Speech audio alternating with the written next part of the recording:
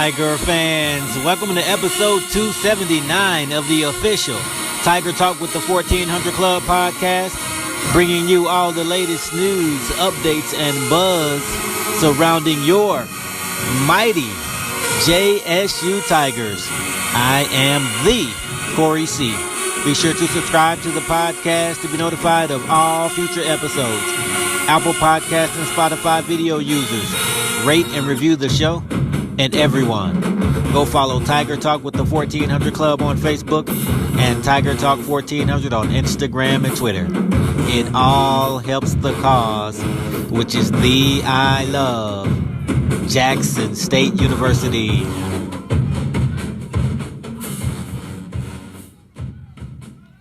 Fellas, how you feel? How you feel? What's going on, Corey? What's up, Zoe? What up, Tiger Nation? Feeling good, man. 6-0.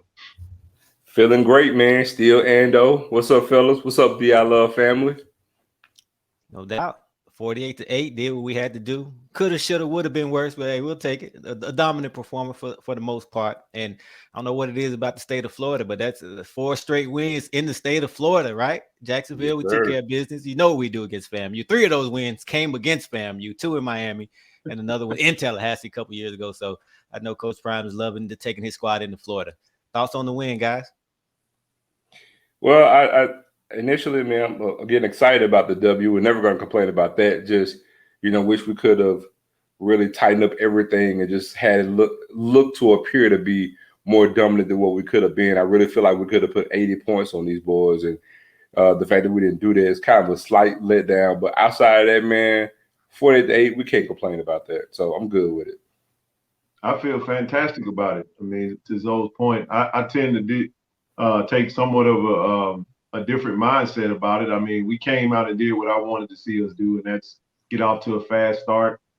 We dominated them, and then, what happens when you get a little comfortable lead, you start to get a little lax. I feel like we let off the gas a little bit. And shout out to Bethune-Cookman, though. I think they adjusted, and they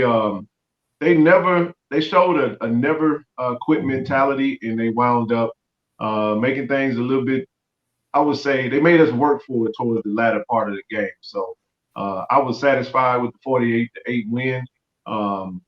We got what we needed to see going into homecoming against a somewhat what we think would be tough Campbell. So I'm happy with the outcome. All right, fellas, let's do it. Normally we don't do this on the recap shows, but it's homecoming. We got Campbell coming to town. A lot of mystery behind Campbell. Let's talk about it. What's up? Yeah. What's the expectations? What's the thought process? What's the worry? What's the fear? What's the confidence level against this Campbell team? Go ahead. Let me go first. And the reason why I want to go first, Corey, is because I have watched every game available on Campbell, except for the game that they lost versus East Carolina. They lost to William and Mary, who I feel very similar to what we do. A lot of weapons, really good stout defense. They lost that game pretty convincingly. When you talk about Campbell, they beat the Citadel, who runs a triple option offense. That team wasn't very. It was okay team. Not that good, but they wound up taking down North Carolina Central, who had a lot of momentum in the MEAC.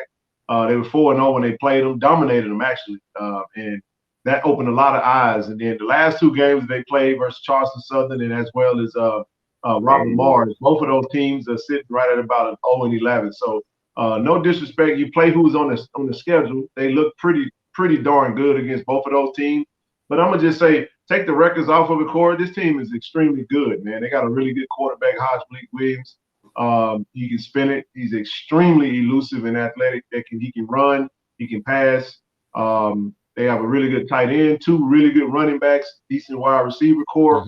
They got a great front 4 on the defense, really good safety on the back end, and some decent linebacker play. But I think our strengths play well into this game because at the end of the day, we run an offense that allows the quarterback hopefully to get the ball out a lot quicker, and we can apply some pressure to their DBs. And I don't think their DBs can match up with our wide receivers, honestly.